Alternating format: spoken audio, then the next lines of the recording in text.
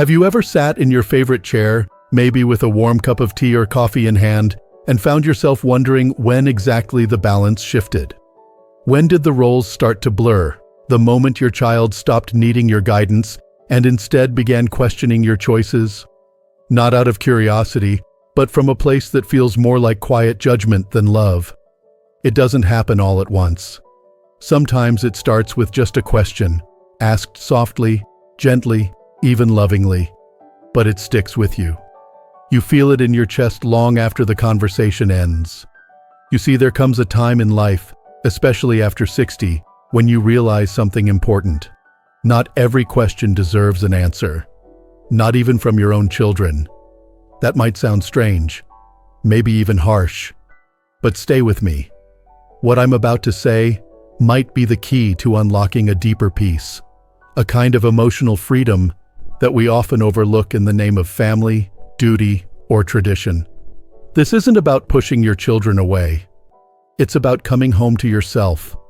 You've spent decades being dependable, sacrificing, showing up. But now, when your soul is gently whispering that it needs rest, stillness, clarity, what do you hear instead? Why don't you come around more? The words may not be spoken with malice, but the message is clear. Your time still belongs to them. And that's the first question you must learn to meet with silence. Why don't you visit more often? It's such a common question, isn't it? Said with a smile, a hint of sadness, maybe even a sigh. But buried beneath it is a silent expectation that your presence is owed, not offered. That your absence is a problem that needs to be fixed instead of a boundary that should be honored. It's easy to feel guilty when you hear it. You remember the times you did show up even when you were exhausted. The holidays you hosted. The birthdays you baked for. You gave your energy, your attention, your weekends. And now, the one time you say no, it becomes a conversation about what you're not doing. Here's the truth they might not see. Peace requires space. And just because you love someone doesn't mean you have to be available at every turn. Real love respects distance. And real maturity? It comes from knowing when your presence is needed and when your absence is necessary. You don't owe an explanation for every decision. Sometimes the most loving thing you can do is to choose yourself quietly without a speech or apology. Just like a seasoned tree knows when to shed its leaves, you can release the need to justify where you are and what you need. A man I once met, let's call him Robert, said something I'll never forget. After years of being the reliable one in his family, always the first to say yes, always the last to go home, he finally began to pull back. He stopped answering every phone call. He started saying, maybe next time, instead of course. And when his daughter asked him, why don't you come by like you used to? He simply smiled and said, because I've started showing up for myself. That answer didn't require more than that. No drama, no debate, just truth. And sometimes truth doesn't need to be explained, it needs to be lived. Now, once you stop explaining where you go or why you stay home, another question usually follows, one that carries even more weight. What are you spending your money on? It's a curious thing. You could work your whole life, pay every bill, support every need. And yet, the moment you start spending on something just for you, a trip, a hobby, even a new chair that finally supports your back, someone raises an eyebrow. Do you really need that? They ask. At your age? Let's pause right there. Because if there's one thing I want you to remember from this moment forward, it's this. You do not have to justify your joy. Not to your child. Not to your friends. Not even to yourself. Your money is not community property. It is the fruit of your labor, your sleepless nights, your quiet sacrifices. If you choose to spend it on something that brings you peace or makes you feel more alive, then that is reason enough. You don't need a spreadsheet or a stamp of approval. I once knew a woman named Linda. She was always saving, always planning for some far-off emergency. She never traveled, never took the painting classes she dreamed about, never bought the piano she loved as a child. Her children, with the best intentions, always told her, "Save it, Mom. You never know what might happen." But you know what did happen? Time passed. Years passed. And one day, sitting quietly in the back of a community center, she whispered to me, "The only emergency that happened was my life." That line has stayed with me ever since. We are taught to save, to plan, to prepare, and yes, there's wisdom in that. But there's also a line, a point where preparing for the future turns into abandoning the present. A point where fear replaces joy, where caution becomes a cage. If your child asks you what you're spending money on, let your smile be your answer. Let your calm be your answer. Let the light in your eyes from having finally done something just for you be your answer. You don't owe anyone a breakdown of your expenses. You owe yourself a life that feels lived, not postponed. That doesn't mean being reckless. It means being real. Real about what you need, what you want, and what still brings you joy. And joy, my friend, is a wise investment. Have you noticed how, when you start protecting your time and your choices, another question comes up? Not from a place of curiosity, but from concern wrapped in subtle disapproval. Don't you feel lonely living like this? That's a powerful one, isn't it? It hits a little deeper. It suggests that the life you're building, the one with slower mornings, with more silence, fewer visits, and more space, is somehow lacking. That solitude is a problem to be fixed. But here's what they don't understand. Solitude is not the same as loneliness. Solitude, when chosen, can be sacred. It's where you meet yourself again, where the noise quiets and you can hear your own heartbeat, your own thoughts, your own longings that might have been buried under decades of obligations. There is no audience, no role to play, just you. And that is a kind of freedom many never dare to seek. When someone asks if you're lonely, they may be projecting their own fears.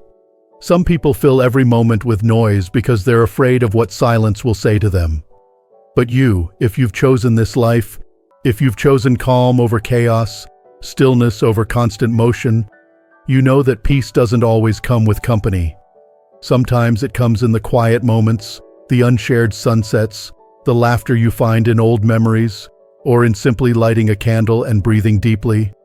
Being alone doesn't mean you've been forgotten. It means you've remembered yourself. So the next time someone asks you if you feel lonely, you don't have to answer. Just smile. Just be. Let your presence be your power. Because if you've built a life that gives you peace, then you are far from alone. You are in the best company possible, your own. And here's the thing about solitude. It doesn't ask for permission. It simply arrives when you finally stop trying to please everyone else. It sits with you, quietly, and asks, "What do you need now?" Not what you used to need, not what they expect you to need, but what your soul is quietly asking for. But just when you start feeling grounded in your own stillness, another question shows up. This one is trickier. It's wrapped in small talk, sometimes laughter, sometimes subtle concern. So, what are you going to do with your life now? Now, after 60, after raising a family, working for decades, showing up for birthdays and funerals and holidays, after becoming the one people leaned on, as if your story should end at retirement, as if your growth, your curiosity, your dreams should quietly step aside. But let's ask something more honest. Why do people ask that question? It's not usually because they're eager to know your dreams. It's often because they want to make sure you're still playing a role they understand. Still productive, still normal, still predictable. They want to hear that you're joining a club, taking up a tidy hobby, or maybe watching the grandkids. That you're useful. But what if you're not interested in being useful in the traditional sense? What if you're more interested in being whole? Sometimes that question doesn't even come from others. It comes from within. You hear it in your own voice late at night, in the quiet space between sleep and restlessness. What am I supposed to do now? And if you don't have an answer, fear tries to move in. It whispers that it might be too late, that you should have started earlier, that if you didn't figure it out by now, maybe you never will. But I'm here to tell you something important. Not knowing is not a failure. Not having a clear next step is not a flaw. It's a beginning, a space, a pause that can open into something beautiful if you let it. You're not on anyone's timeline anymore. And you don't need to follow a script written by a younger version of yourself or anyone else. Let your life unfold now like a new chapter, not a leftover one. I once met a man named Alan, a retired teacher who spent 2 years after retirement unsure of what to do. He told me he felt embarrassed, like he was wasting time. But he wasn't wasting it. He was recentering. And when he finally stopped trying to answer that question for others, he discovered what he really wanted: to write letters, handwritten letters. He began writing one thoughtful note every day, to old friends, to strangers in hospice, to people he admired but never met. He wasn't saving the world. He wasn't starting a company, but he was living with intention, and it brought him peace. So if your child or anyone else asks you what you're doing with your life now, you can smile. You can say, "I'm listening." You can say, "I'm resting." You can say nothing at all. Because what matters is not what you explain. It's what you experience. And while you're daring to live life on your terms, don't be surprised if this next question comes up. It tends to show up when you start dreaming again. When you sign up for that painting class, when you start traveling alone, or pick up a guitar after decades of silence. It shows up when you finally say yes to something that's just for you. Don't you think it's a little late for that? There it is. That familiar tone of polite concern wrapped in fear, as if joy had an expiration date, as if learning, laughing, or loving were only reserved for the young. But here's what they don't know. Starting something new after 60 isn't too late. It's right on time. Because now, you're not doing it to impress anyone. You're not chasing approval. You're doing it for the pure, quiet, radiant reason that it matters to you. There is no law that says your best memories are already behind you. There is no rule that says your body, your brain, your heart must now shrink to fit a mold of quiet decline. That's not aging. That's surrender. And you don't have to choose that. Too often people say, it's too late, not because they believe it, but because it's easier than trying, easier than risking being a beginner again. But you've already survived so much. Don't let fear be the thing that finally stops you. You're not too old to learn a language, to plant a garden, to write a poem. You're not too old to dance, to volunteer, to explore something that stirs something inside of you. You're not too old to begin. And if anyone tells you otherwise, smile. That's just their fear speaking, not your truth. It reminds me of a woman named Teresa. She was 71 when she bought herself a bike. She hadn't ridden one in over 40 years. She fell twice that first week, scraped her knee.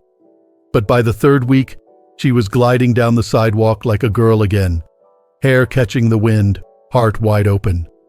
When her son saw her riding, he laughed and said, "Mom, isn't that a little much?"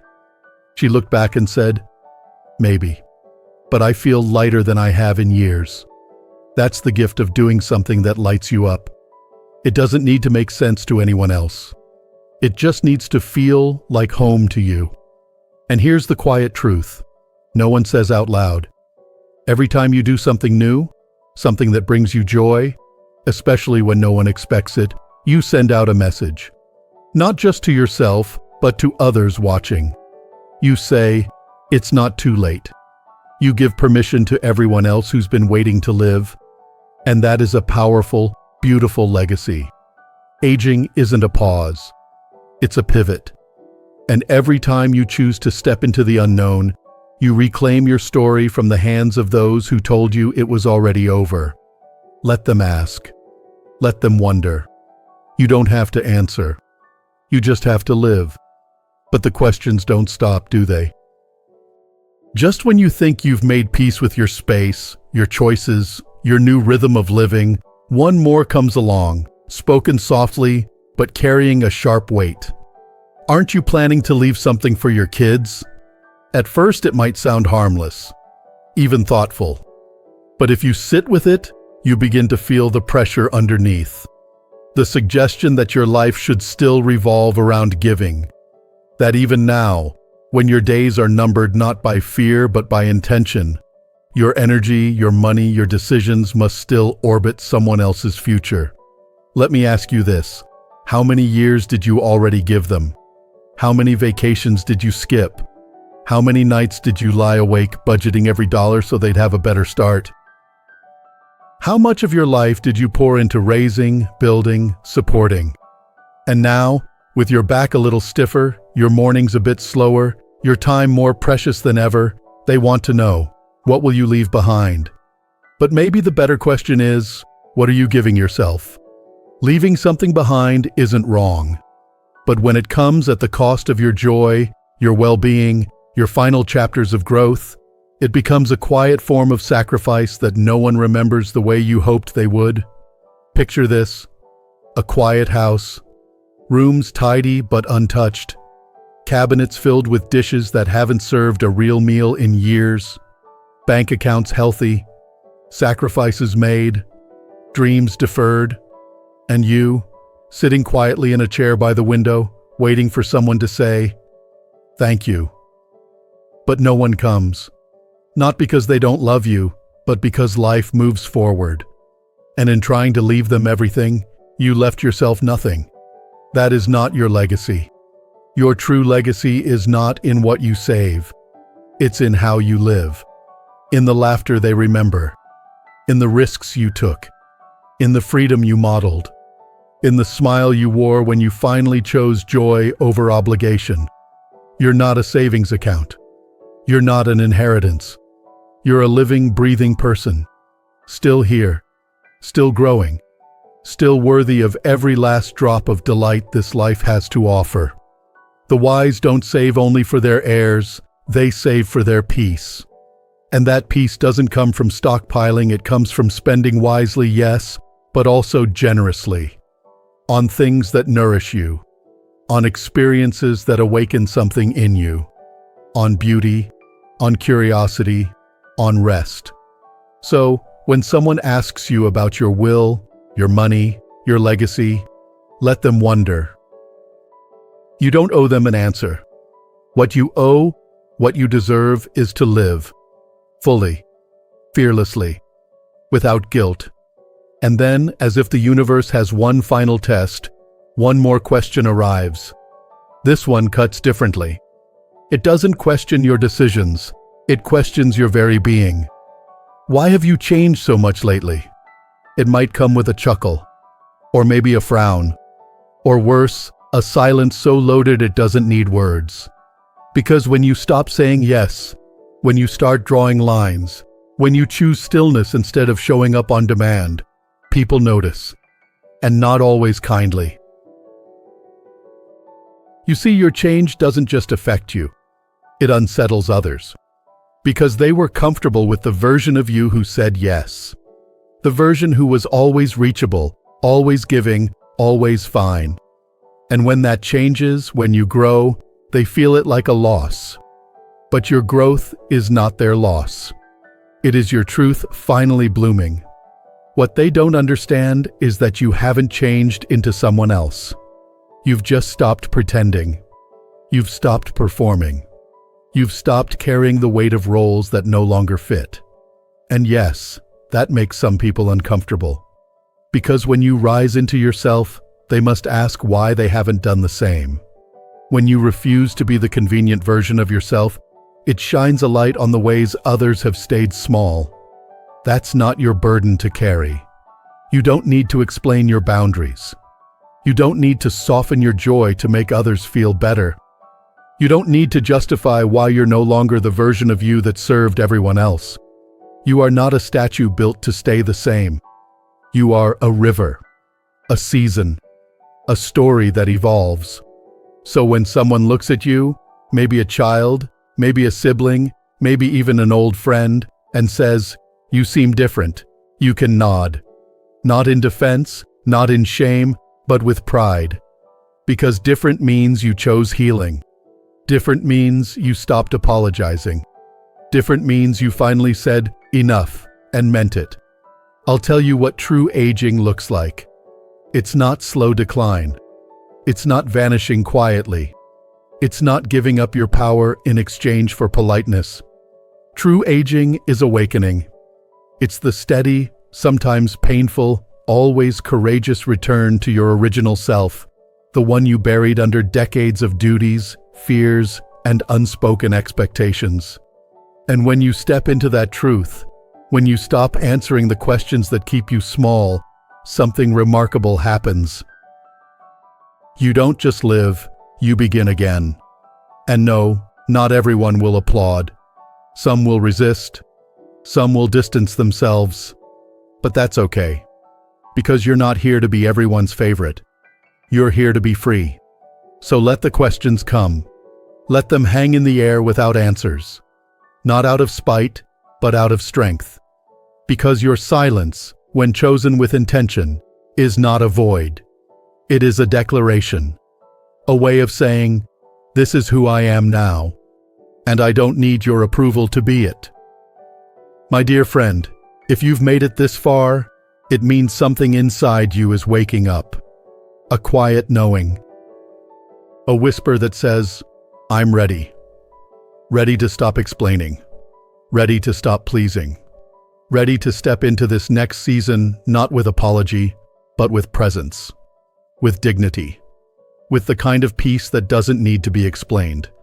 And if any part of this spoke to you, if you felt seen, understood, affirmed, then you are not alone.